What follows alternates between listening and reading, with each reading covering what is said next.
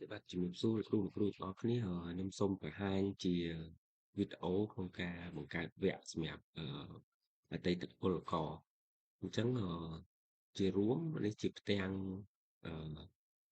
ដែលយើងគ្រប់គ្រងប្រព័ន្ធនៅក្នុងជីវវិតយើងអញ្ចឹងដើម្បីយើងបង្កើតឋានៈដែលគាត់ត្រូវជ្រើសរើសបានដំបូងគាត់យើងត្រូវតែមកចូលកន្លែងកំណត់តាក់ទងនឹងរចនាសម្ព័ន្ធអញ្ចឹងកន្លែងរចនាសម្ព័ន្ធនេះយើងធ្លាប់បានបង្កើតឲ្យអស់ហើយតែអ្វីដែលសំខាន់គឺថាមានវគ្គមួយចំនួនដែលនៅក្នុងកម្មវិធីសិក្សានេះដែលជាគោលថ្មីដែលយើងត្រូវមានមុខវិជ្ជាផ្សេងៗហ្នឹងគឺយើងអត់ទាន់មានអញ្ចឹងយើងត្រូវមកបង្កើតឧទាហរណ៍ខ្ញុំបង្កើតកម្រិតវិញ្ញាបនបត្រគឺ VC ហ្នឹងហើយអញ្ចឹងដូចជាកសិឧស្សាហកម្មនៅក្នុងវិស័យកសិឧស្សាហកម្មឧទាហរណ៍ដូចថាការចិញ្ចឹមចង្រិតចឹងចុះអញ្ចឹងពេលយើងរក្សាទុកហើយអានេះមានន័យថាយើងបានបង្កើតនៅកម្មវិធីសិក្សាហើយប៉ុន្តែបន្ទាប់មកទៀតគឺយើងត្រូវមកបង្កើតនៅអឺវគ្គសិក្សាអញ្ចឹងនៅក្នុងវគ្គសិក្សានេះVC មានន័យថាជាវគ្គខ្លីអញ្ចឹងយើងជ្រើសរើសកន្លែងវគ្គខ្លីបន្ទាប់មកយើងយកពាក្យថាបង្កើតអញ្ចឹងស្រាប់តែយើងទេអានេះមានន័យថាមហាវិទ្យាល័យនេះអានេះអ្វីដែលយើងបង្កើតពីមុនទេអញ្ចឹងមិញគឺកម្រិតវិញ្ញាបនបត្រវិស័យគឺកសិឧស្សាហកម្មជំនាញគឺចិញ្ចឹមចង្រិតអញ្ចឹងកន្លែងកូដនេះ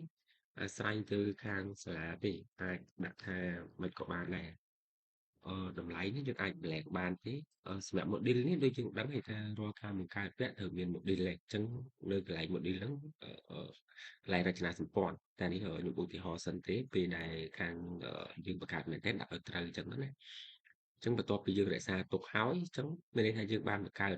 ជាវគ្គសិក្សាអញ្ចឹងបន្ទាប់មកយើងទៅបង្កើតនៅវគ្គសម្រាប់ឲ្យយើងឲ្យសិស្សគាត់អាចចុះឈ្មោះបានអញ្ចឹងកន្លែងវគ្គឲ្យសិស្សចុះឈ្មោះបានកន្លែងនេះគឺនៅក្នុងមណ្ឌលគ្រប់គ្រងថ្នាក់រៀនហើយវគ្គសិក្សាសម្រាប់សិស្សចុះឈ្មោះអញ្ចឹងយើងចុចកន្លែងបង្កើតកន្លែងនេះមានកូដមួយទៀតដែរអញ្ចឹងដូចគ្នាកន្លែងហ្នឹងគឺយើងដាក់អីក៏បានដែរតាមសាលារៀនខ្លួន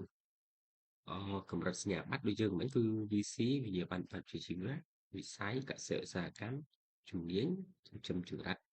អញ្ចឹងឧទាហរណ៍ថាសកកម្មត្រូវការជ្រើសរើស35នាក់ចុះអញ្ចឹងវេនអាស្រ័យលើការបង្កើតតាមជាស្ថានឬក៏មជ្ឈមណ្ឌលទេថ្ងៃចុះឈ្មោះខ្ញុំសូមបញ្ជាក់តិចសម្រាប់ថ្ងៃចុះឈ្មោះបើសិនយើងដាក់ឧបមាថាលើថ្ងៃនេះ23បើយើងដាក់24អញ្ចឹងថ្ងៃហ្នឹងអត់អាចមើលឃើញទេអញ្ចឹងបើយើងចង់ឲ្យសិស្សអាចចុះឈ្មោះពីថ្ងៃហ្នឹងបានដាក់ពីថ្ងៃ23ទៅសម្រាប់ការបិទការចុះឈ្មោះដូចគ្នាអញ្ចឹងបើយើងចង់បិទនៅថ្ងៃ30មានន័យថាចាប់ពីថ្ងៃ1ខែ5ទៅគឺមើលលែងឃើញដូចគ្នាបើយើងដាក់ថ្ងៃ29មានន័យថាមកដល់ថ្ងៃ30នេះគឺមើលអត់ឃើញដូចគ្នាអញ្ចឹងណាអញ្ចឹងឥឡូវយកឧទាហរណ៍ខ្ញុំដាក់ដល់ថ្ងៃ30ដល់ពេលថ្ងៃចូលរៀនឧទាហរណ៍ទៅថ្ងៃ1ខែ5ទៅចប់អញ្ចឹងកន្លែងនេះយើងត្រូវធីកដាក់ថាអតីតពលករខ្មែរមកពីប្រទេសថៃអញ្ចឹងយើងដឹងហើយថា VC យើងអាចរើសអាយុហើយអញ្ចឹងគឺចាប់ពី35ឆ្នាំឡើងសម្រាប់កន្លែងពណ៌នានេះអាស្រ័យលើសាលាទេអាចដាក់ក៏បានអត់ក៏បានយើងអាចថាសម្រាប់អតីតពល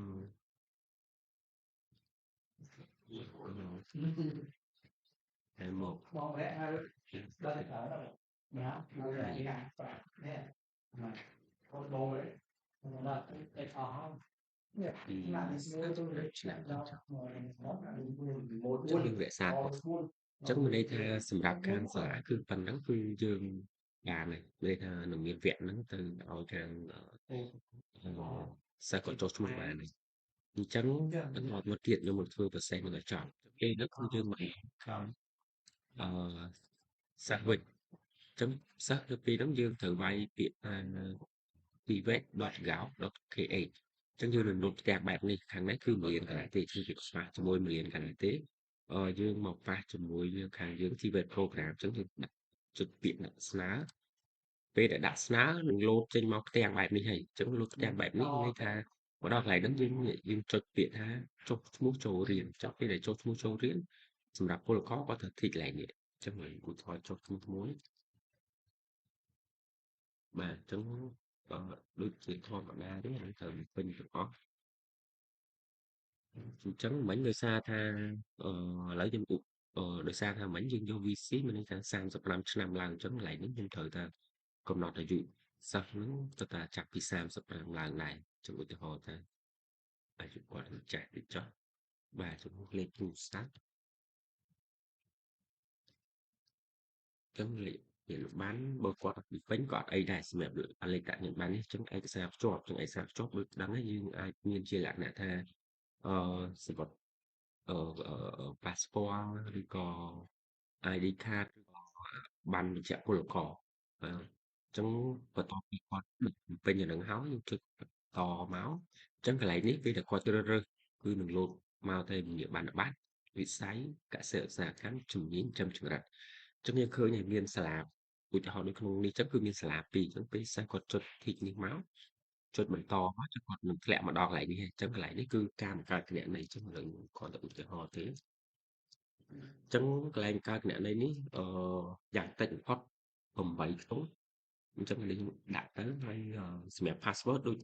ដឹងហើយយើងត្រូវមានអក្សរធំអអក្សរធំអក្សរតូចហើយនឹងមានសញ្ញា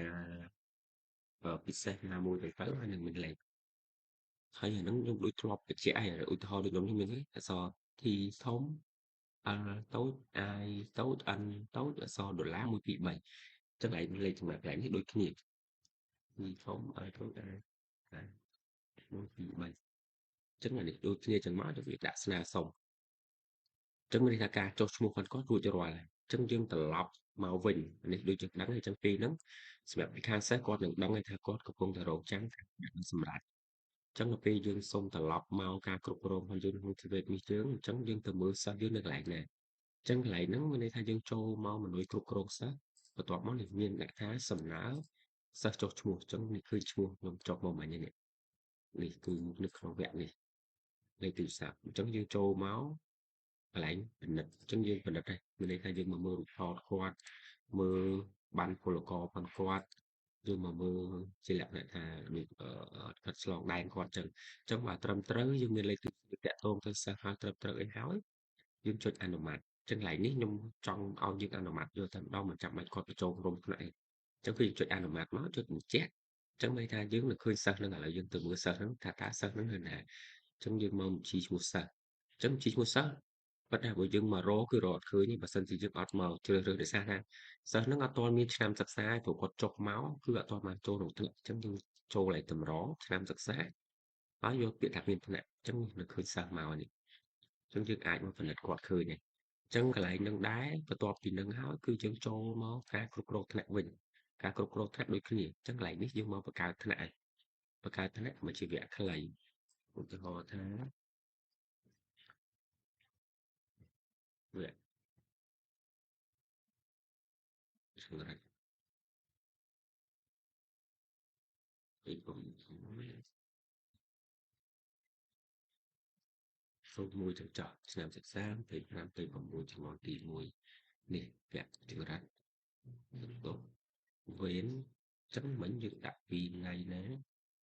ពីថ្ងៃ1មកថារៀនភាសាខ្មែរនឹងចប់ថ្ងៃ8ចឹងចប់កូដយើងដាក់ថា VC01 ចឹងចុះ